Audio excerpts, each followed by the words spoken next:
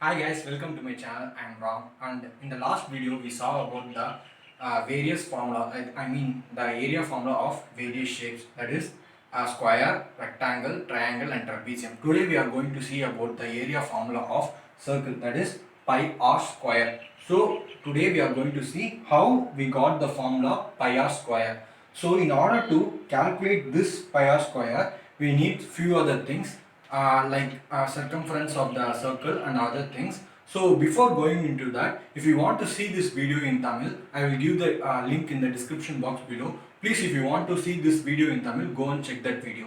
Okay, now before if you want to get this formula, that is pi r square, we need the circumference of the circle. Okay, so circumference is nothing but the perimeter of a circle is called circumference.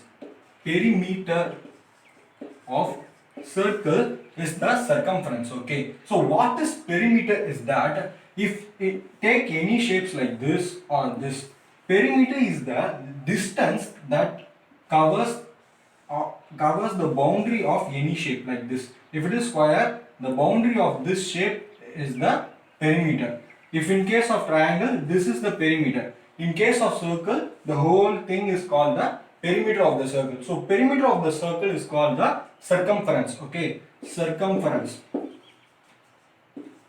Okay, so this circle is really a fascinating thing because the ancient astronomers saw the sun, moon, and was fascinated that why all these objects are circular in shape, and they started to study more about this. So they found out some interesting thing about this. What is that? Is they found out a number called pi. Okay, this is the number they found out, pi. This is a number which is not a complete number. That is, it goes on. You all know the value of this number. That is 3.1415, and it will goes on like this. Okay, so it will goes on. The decimal number will never repeat nor ends. So this is a number called pi. Okay, so they discovered this number. How they discovered is that every circle, irrespective of their diameter, size, or shape, they found out that circumference of a circle divided by its diameter. Okay, diameter is nothing but the whole from here, the whole length of a circle is called, from one point to other, is called the diameter. Okay, so this when we divide the circumference by the diameter, we got the constant number called 1.414. Irrespective of the size of the circle, we got the same number. Even if we take a circle like this or like a big circle like this, we got the same number 3.141. So this we name it as pi. Okay, so this pi is a Greek symbolic. Okay, so this is how we got the term pi. Okay, so using this we can say that circumference is equal to pi into diameter, right? We can say this as easily as a pi into diameter. What is diameter? Diameter is nothing but the radius. Okay, that is 2 radius here or here or. So diameter is nothing but 2r. So 2 pi r. 2 pi r. I will write here 2 pi r. So this is the circumference of the circle. So this is how we got the circumference of the circle. Okay, now we will go to the area formula of circle. So now we have saw the magical number pi, then we saw the circumference, then we are going to solve the area formula of circle. So let's assume this as this. In the last video we saw how we can change one particular shape into other known shape, and we can calculate by comparing both shapes. We can calculate the area of the particular shape. So now we are going to make this circle into a parallelogram or rectangle. Okay, so if we divide this circle like this into smaller pieces, into n number of pieces. Okay, so we are dividing this circle into n number of pieces like this, and we are going to make these pieces, we are going to get these pieces and going to make a parallelogram or a similar rectangle type. Okay, so we are getting these pieces like this. Okay, like this. We are getting each pieces like this, and we are going to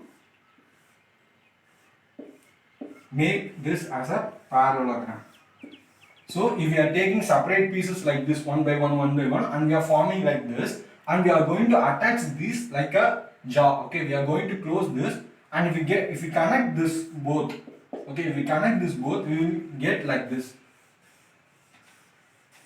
Okay, we will connect like this. We will get like this. Okay, if you see this appears like the below one. Okay,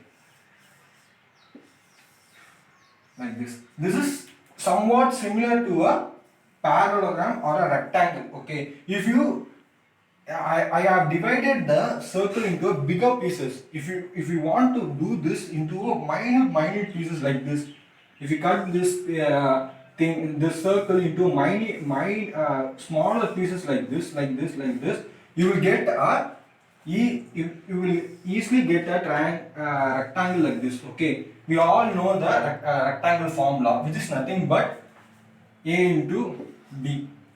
This is the height and this is the base. Okay, so we got this is the base. Okay, this base is nothing but the circumference of the triangle, because this is where our base comes. Okay, so this is nothing but the circumference of the triangle, circumference of the circle, and this thing is the radius. Okay, where this acts as a height for the rectangle. So the area of rectangle formula is nothing but base into height. Let's assume base into height. So what is base is nothing but circumference. Okay, base is nothing but half circumference,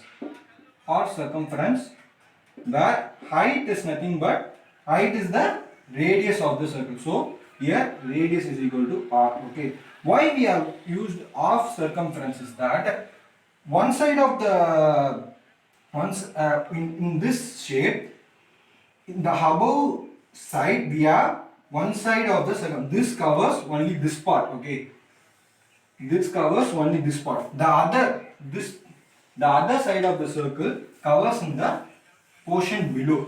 So we have to combine these two. So that's why we are using 1 by 2 into circumference. We got the circumference formula. What we have got the circumference formula? That is 2 pi r. This is the circumference formula which we saw before, a few minutes before. Okay, so we are going to apply this circumference formula over here. Okay, so we will get 2 pi r into r. So 2 will be get cancelled, and we will get pi r square. So this is how we evolve pi r square formula. Okay, so this is for today. So if you like this video, please give a thumbs up, and if you want to share this video, please share to the one who don't like maths, because these kinds of things will create curiosity on them, and they will try to learn maths in a different way. Please don't mug up formulas, try to learn how these formulas evolved. Okay, so this is how we can make maths interesting. So if you want me to learn something like this or teach you something like this, please let me know in the comment section. Or if you have some interesting facts about maths, please also leave that in the comment section, so that I can learn and I can also teach you the same things for you as well. So thanks for watching this video. Have a great day. Bye bye.